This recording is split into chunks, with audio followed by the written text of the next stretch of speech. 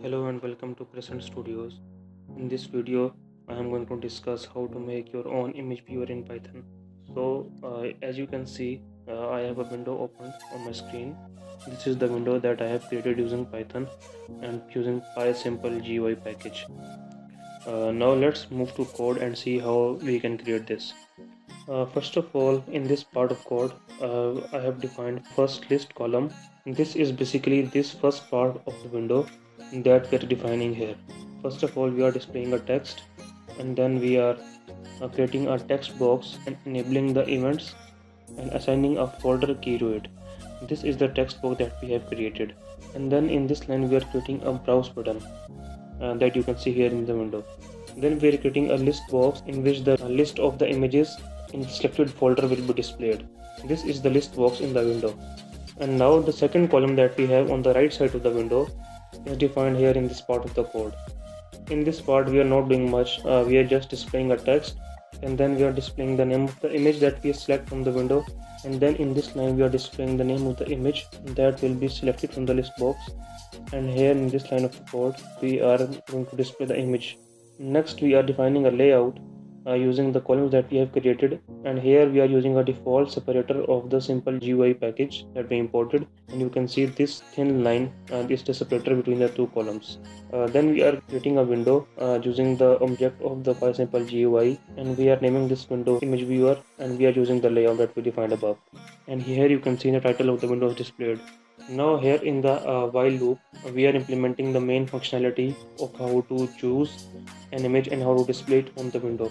First of all, we are checking if we press the exit button or close the window, then we should break of this while loop and the window will be closed at the end.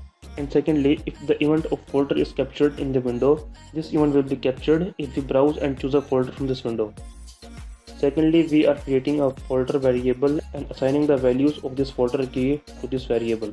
Then we are creating another variable file list that is a list of the values that will be contained in this folder variable, and we are assigning the list of all the directories to this file list variable, but we are not assigning any empty lists. Next, we have created another list and we are assigning the names of the files that have PNG or GIF extensions, or in other words that are images of these two types. And in this line we are checking that if there are any files in this path, then we are going to assign these to the file names. So now once we have assigned the list of the images to this fnames variable, now we are updating the file list key in the window, that is this white box, and we are updating the names of the image files to this part of the window. Now in this condition we are checking that if we choose an image file from the list, then what should we do?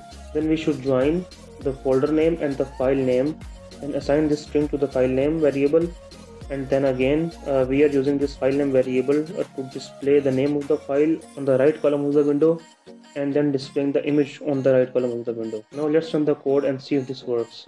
You can see a window is opened. Now let's choose a folder.